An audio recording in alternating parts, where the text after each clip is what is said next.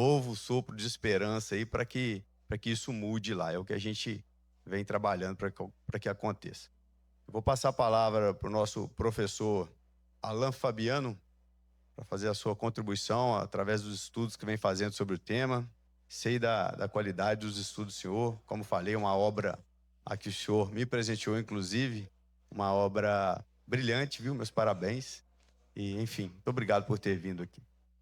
Bom, eu que agradeço a todos, agradeço, né, aos parlamentares, aos vereadores aqui da Câmara de Belo Horizonte, em especial a pessoa, né, do senhor vereador aqui, o Sargento Jalisson, que é um profissional que eu tenho profundo respeito e também um amigo por ter trilhado, né, a carreira juntos aí.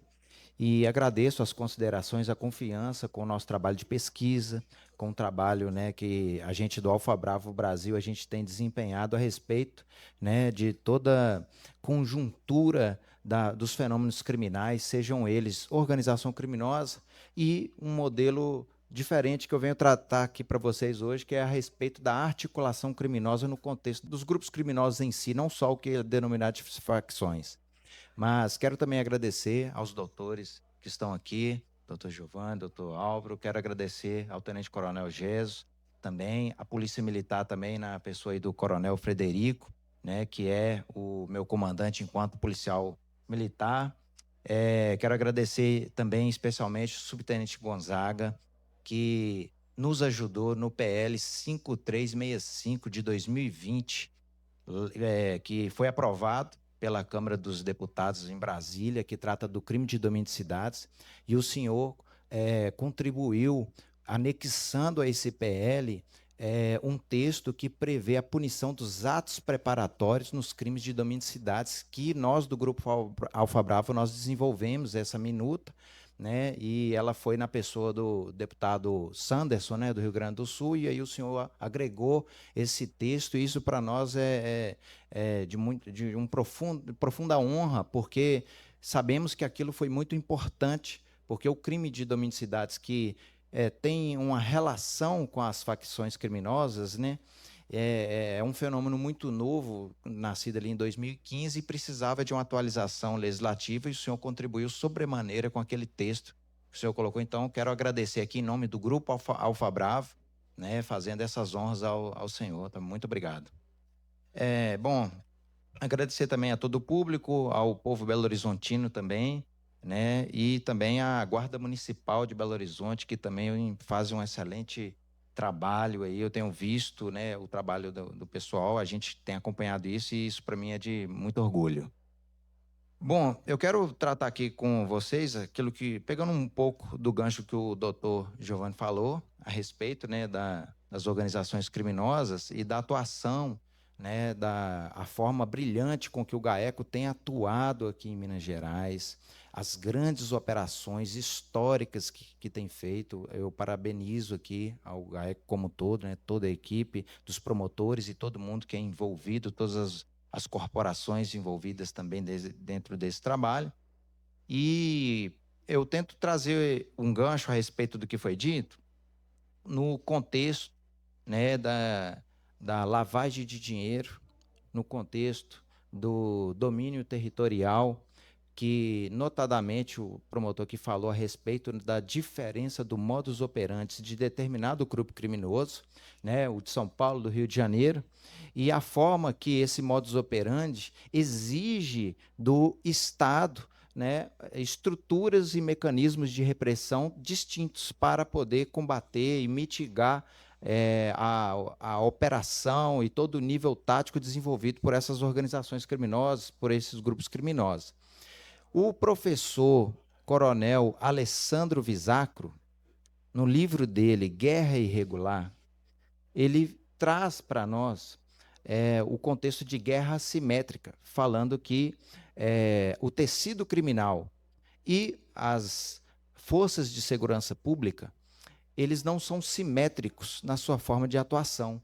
As forças de segurança pública, elas, por causa do seu mecanismo burocrático, dos entraves às vezes legais, ou até mesmo interpretativos, como o promotor aqui disse, esses entraves fazem com que o tecido criminal ele fica além mais célere e mais flexível do que as ações, né, das forças de segurança pública, que por motivo positivista acabam ficando mais engessadas e levam mais tempo até se atualizarem.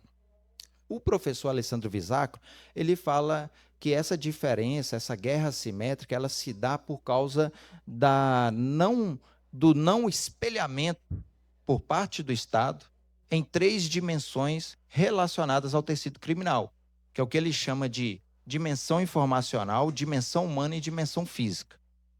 Na dimensão informacional, ele diz que o tecido criminal ele se aproveita da opinião pública, da imprensa, da cultura, para poder inserir, de alguma forma, a visão de que aqueles infratores eles são, de alguma maneira, vítimas da sociedade, eles são, de alguma forma, um grupo do tecido da sociedade que foi marginalizado, que foi rotulado. O Coronel Visacro ele diz que essa dimensão informacional é muito bem utilizada pelo tecido criminal.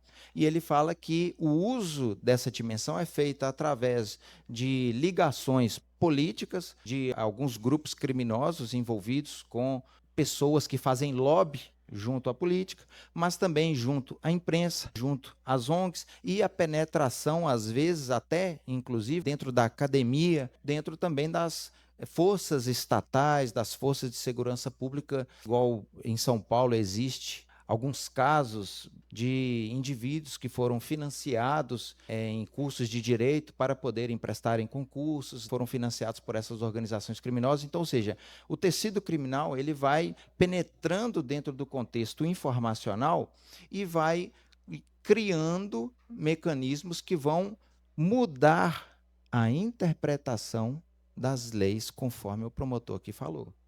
Então, muitas coisas que são desenvolvidas no contexto informacional, o Estado não consegue fazer. Como que a Polícia Militar, como que o Ministério Público, como que a Polícia Civil e os demais órgãos vão interferir no trabalho da imprensa, vão interferir no trabalho de ONGs, vão interferir no trabalho cultural, no trabalho artístico de uma música que às vezes criam textos que trazem um romantismo à atividade criminal. O Estado não consegue penetrar nesse contexto e quando ele tenta fazer, ele subverte a ordem democrática. E o Coronel Visacro, ele traz uma outra abordagem, que é a questão da dimensão informacional jurídica.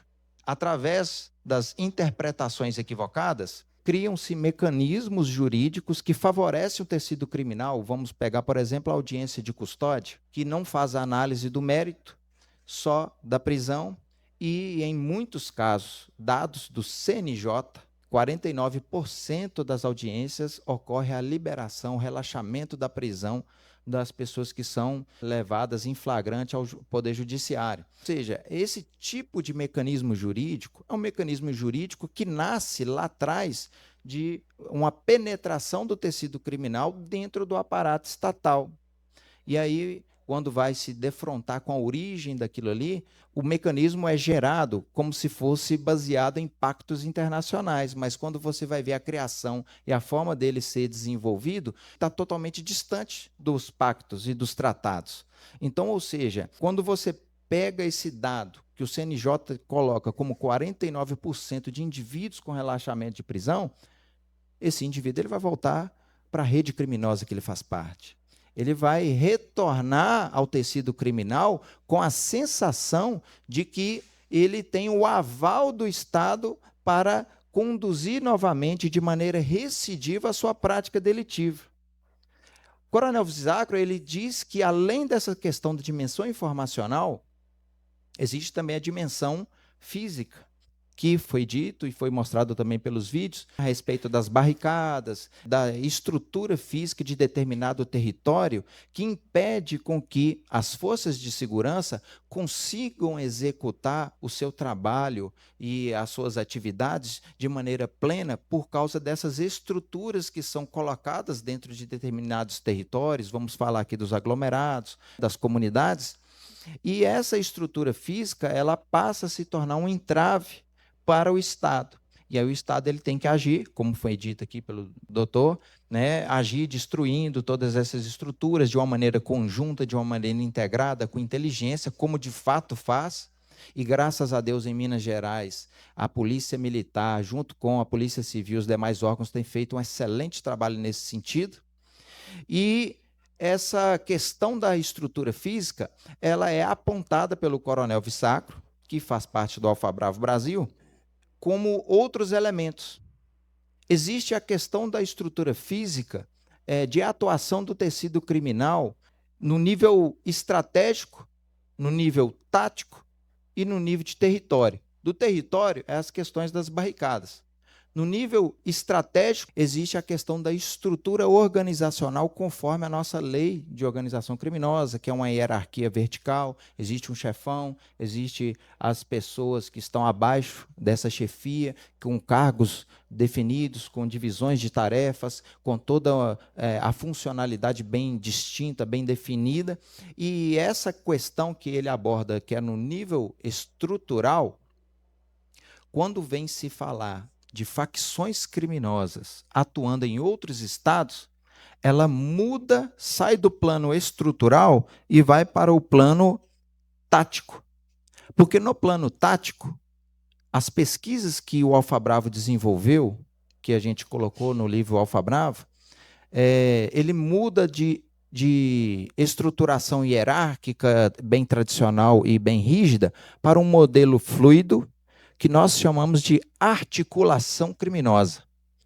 A articulação criminosa, diferentemente daquele modelo vertical de hierarquia, de obediência, ele é um modelo baseado em redes aleatórias, redes randômicas e redes centradas e descentralizadas.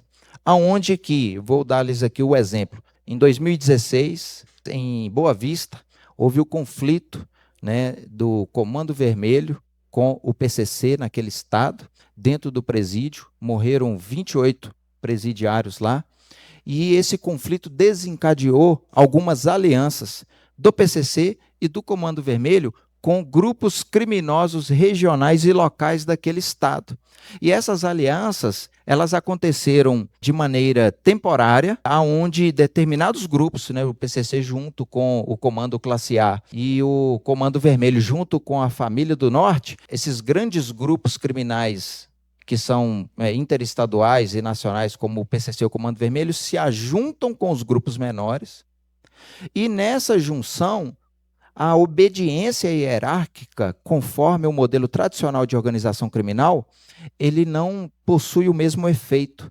É apenas uma aliança pontual, cuja os interesses convergem por um determinado momento, mas após atingido os objetivos desses grupos, aquela aliança se desfaz, ou seja, ela é desarticulada, e aí aqueles grupos que venceram aquele conflito, que venceram aquele litígio, passam a explorar o território que antes pertencia a um determinado grupo, agora pertence a outro, e ocorre a exploração econômica delitiva de narcotráfico, de contrabando, de roubos, homicídios e outros tipos de delitos dentro daquele território. Esse modelo de articulação criminosa é visto nos 27 estados da federação. Aqui em Minas Gerais, quando as notícias, o noticiário e a mídia diz que existe a penetração das facções criminosas, nós do Alfabravo nós discordamos disso. Nós entendemos que existe alianças de determinado grupo, seja de São Paulo, seja do Rio de Janeiro, seja o PCC, o Comando Vermelho, o TCP ou outros, existem alianças desses grupos dentro do estado de Minas Gerais com os pequenos grupos criminosos regionais. E essas alianças, elas são pontuais, elas são temporárias e elas podem ser desarticuladas ou articuladas conforme a conveniência de quem se propôs a fazer tais alianças. Nós temos aquele exemplo que teve de um pequeno conflito aqui com o Comando com o que seria, né, uma atuação do Comando Vermelho aqui, assim como o promotor, como o secretário de Justiça, doutor Rogério Greco, divulgou ano passado, em outubro do ano passado, a respeito da existência e do monitoramento de 3.000 indivíduos que seriam ligados de alguma forma às facções criminosas, houve ali a menção a respeito de um conflito interno na região metropolitana, em que indivíduos ligados ao PCC, querendo interromper a atuação do Comando Vermelho dentro da região metropolitana, se juntaram com grupos menores, ou Anjos Rebeldes, Tropa do Douglas, como foi noticiado aí pela Itatiaia, para poder fazer uma frente contra outros grupos que estavam aliançados ao Comando Vermelho. E essa aliança, ela durou pouco tempo, ela não se manteve e ela não se mantém até hoje. As investigações mostram que a aliança ela ocorre momentaneamente e depois ela se desfaz. Ou seja, o PCC ele não domina aqui de uma maneira hierárquica, determinando regras, determinando condutas, determinando padrões de comportamento no tecido criminal, como é feito, por exemplo, em São Paulo. Aqui ele faz de uma maneira indireta, através dessas alianças. E aí é que entra o contexto das pesquisas que são desenvolvidas, né, nós pela comunidade acadêmica. Eu não falo aqui como policial militar, mas como pesquisador.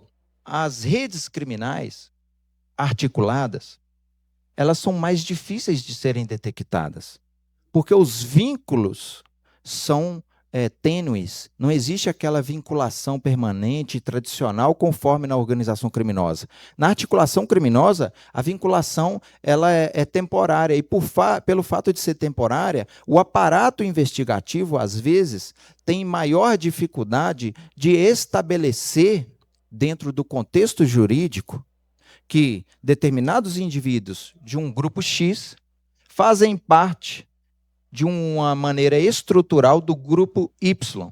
E quando isso vai a processo, quando isso vai a júdice, o Poder Judiciário ele se defronta com realidades probatórias que não permite ao julgador condenar por organização criminosa determinados indivíduos, se de alguma maneira for possível elencar dentro do processo de que aqueles atores eles não possuem de fato vínculos estáveis e vínculos permanentes. Então, ou seja, o próprio Poder Judiciário ele se encontra com uma dificuldade de realizar o trabalho final de todo aquele processo persecutório com satisfatoriedade, haja vista que o modus operandi dos grupos criminosos no contexto de nível tático, ele evoluiu, saiu do panorama de organização criminosa e foi para um novo panorama, um novo modelo que é denominado de articulação criminosa, ou seja, o tecido criminal ele entendeu o mecanismo jurídico e se adaptou. E é por isso que essas alianças, conforme o doutor elencou aqui, essas alianças elas se formam em determinado tempo e elas se desfazem. Obviamente que a Polícia Militar e a Polícia Civil detectaram isso e o Ministério Público atuou em conjunto. Eu posso citar, por exemplo, um exemplo prático ocorrido no município de Contagem, em que, devido a um relevante grau de índice de homicídios dentro do município de Contagem, ali na circunscrição ali do 18º Batalhão, os gestores da Polícia Militar ali, a pessoa do Tenente-Coronel Wanderson e toda a equipe militar, entenderam a necessidade de criar um portfólio experimental denominado de patrulha de prevenção a homicídios dentro de companhias de polícia, diferente do que é feito nas companhias tático-móvel. E esse trabalho experimental, ele permitiu com que os militares conseguissem agregar à ostensividade mecanismos de buscas de informação em vários sistemas, em vários bancos de dados, permitiu com que esses militares eles tivessem a liberdade temporal do seu turno para poder realizar a análise de redes e sistemas complexos dos grupos criminosos atuantes dentro daquele território. E foram enumerados mais de 100 indivíduos dentro de uma rede, a qual um indivíduo pertencia a um grupo, o outro de outro grupo, mas foi se elaborando toda uma análise dessa rede, mostrando que, apesar de serem grupos diferentes, alguns indivíduos mantinham conexões com outros grupos, e aquilo montava uma grande rede descentralizada, aonde que, através da detecção desses indivíduos, obteve-se a exploração de informações relativas à pessoa deles, de sorte que foi possível conseguir vislumbrar a possibilidade de ocorrer crimes contra a vida de pessoas específicas naquele tempo, no período de 2025.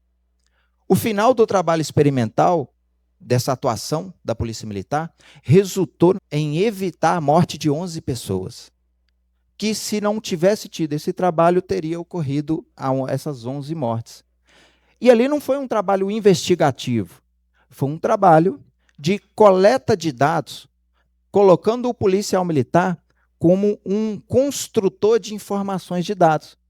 O policial militar, ele obteve informações com pessoas da igreja, pessoas que eram parentes de um criminoso, que frequentavam uma igreja, pessoas que trabalhavam com determinado criminoso num sacolão, ou era colega de escola, ou estava atuando em algum grupo ou nicho social que nada tem a ver com a organização criminosa.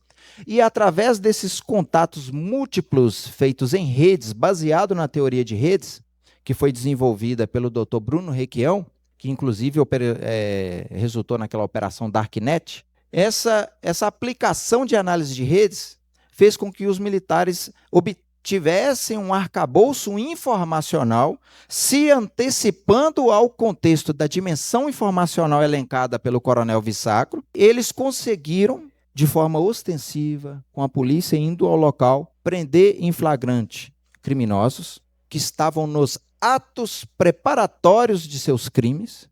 Então, ou seja, aquilo que tinha de flagrante foi feito a prisão do indivíduo, mas interrompeu, dentro do iter criminis, a consumação do intento contra a vida de determinados indivíduos.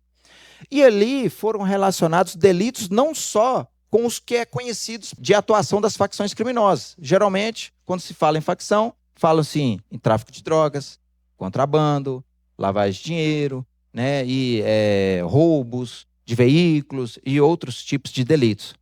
Mas lá detectou-se, inclusive, delitos que não são tão apreciados pela academia, como Maria da Penha, como um criminoso com vários homicídios, que, de repente, obteve-se a informação de que ele iria atentar contra a vida de sua própria esposa, de um parente, de um familiar.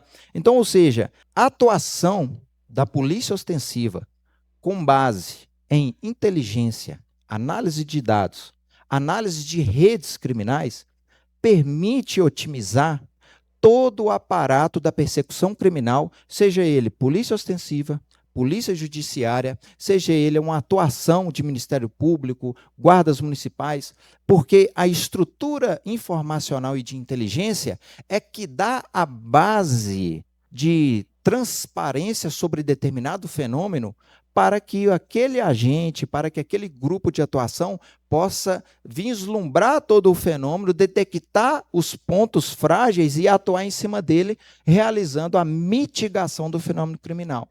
Então, essa abordagem que eu fiz aqui para finalizar sobre a articulação criminal, ela é um desenho construído pela comunidade dos pesquisadores das áreas de ciências policiais, que a cada inquérito policial, a cada operação, a cada atuação das forças de segurança pública que resulta na mitigação de um crime violento, permite ao pesquisador se debruçar com detalhes, com minúcia sobre esses fenômenos e entender como que a evolução do modus operandi dos grupos criminosos se dá no campo prático e de que maneira nós, pesquisadores, podemos contribuir, dentro do contexto criminológico, para que as políticas de segurança pública sejam eficazes. Então, nesse sentido, eu quero finalizar aqui falando a respeito de promoção da integração interagências. É algo que a gente tem visto aqui em Minas Gerais, somos felizes por ter a pessoa do Dr. Rogério Greco aqui, tentando trazer esse diálogo das instituições. E aí a gente tem a atuação primaz, como aqui do GAECO, da FICO, das agências de inteligência se comunicando, tentando ultrapassar essa barreira burocrática para espelhar de maneira dimensional, como foi dito aqui antes, e não deixar com que as facções criminosas ou as organizações criminosas venham ter êxito dentro do Estado de Minas Gerais. Enquanto as forças e as agências, todos os órgãos estiverem unidos dentro desse propósito, eu tenho certeza que as organizações criminais elas não vão prosperar aqui dentro.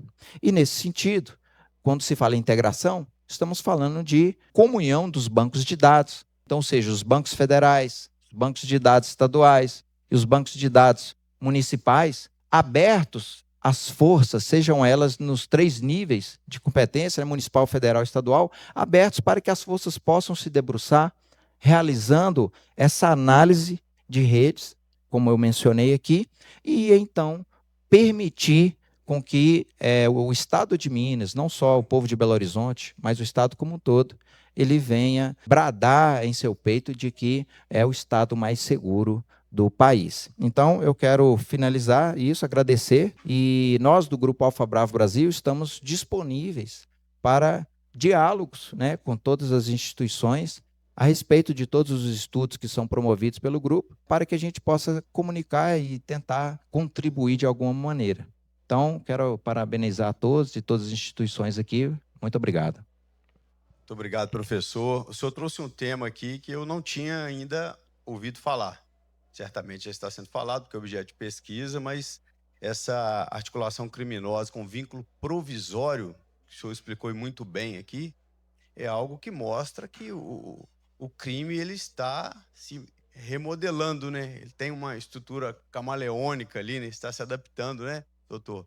E importante levantarmos, de fato, esse tema, porque muitas vezes é falado isso ao Comando Vermelho, e eu cito Comando Vermelho até por ser algo que é mais conhecido no senso comum, né? Está tomando conta de Belo Horizonte. Não, peraí, não é isso. É aquilo que o senhor explicou muito bem aqui. Muitas vezes uma célula pequena que é de uma determinada facção, e ela é pequena e, enfim, não tem potencial lesivo que um Comando Vermelho tem, ela se une ao Comando Vermelho para se auto-intitular Comando Vermelho também, talvez para um domínio de território. É um período delimitado, ou seja, uma articulação ali com vínculo provisório. Depois dessa tomada de território, muitas vezes que já é de uma facção rival, ele começa a explorar aquele espaço ali, e não o Comando Vermelho em si. Depois esse vínculo acaba, mantém-se aquela organização criminosa anterior. E interessante que foi dito tanto pelo doutor, pelo promotor, pelo senhor professor, a questão da migração da atividade econômica, né? Que o crime hoje ele não explora só o tráfico mais. Eu acredito que o tráfico não é nem a primeira fonte de renda ali do crime mais. Nós temos hoje problemas diversos aqui em Belo Horizonte, inclusive um deles eu estou tentando resolver, que são as adegas, né? Venda de bebida alcoólica, que é muitas vezes ele coordenada pela organização criminosa da região, enfim. Isso é só um dos exemplos, né? Mototáxi, Rio de Janeiro a gente tem esse exemplo, o tal do gato net. Então isso é muito mais rentável para eles, para as organizações criminosas, e menos arriscado do que o tráfico de drogas. Então eles estão migrando para isso. O crime ele vai se fazendo um rearranjo, né? E eu vejo que as forças de segurança têm acompanhado. O estudo que o senhor apresentou aqui agora é algo que, de fato, engrandece muito esse debate, viu? Obrigado por isso. E, muito provavelmente, isso deve estar sendo abordado também no PL antifacção. Eu vou passar a palavra para o doutor Álvaro. Ao final, eu retorno a palavra aos senhores, caso alguém queira complementar. Só para complementar rapidinho, essa abordagem que você falou a respeito da dinâmica de mudança, né, da atividade econômica, os grupos criminosos aqui, talvez eu acredito que nós temos uma profunda esperança para Minas Gerais, diferente de outros estados, porque os grupos criminosos aqui, eles não conseguem estabelecer um domínio territorial, que é o que a gente chama de territorial base, como é feito no Rio de Janeiro, porque a polícia militar ela consegue, através de seus relatórios internos, detectar determinada evolução de algum mecanismo de modus operandi, então ela já meio que de alguma maneira ela estabelece comunicação com outros órgãos para tentar mitigar, como é o caso na região da Várzea das Flores ali, onde foi detectado que indivíduos tentavam lavar dinheiro com pizzaria, salão de cabelo, bares e outros, e aí comunicavam com outros órgãos, e os outros órgãos iam lá, caçavam alvará, atuavam em cima ali dentro daquela situação. Então, ou seja, essa questão interfere no progresso, né, dessa atuação. Era só o Excelente. que eu queria comentar. Essa integração com o Poder Legislativo, inclusive, passa por isso também. Esse é um dos meus papéis aqui, né? As adegas que se cuidem, estou de olho nelas.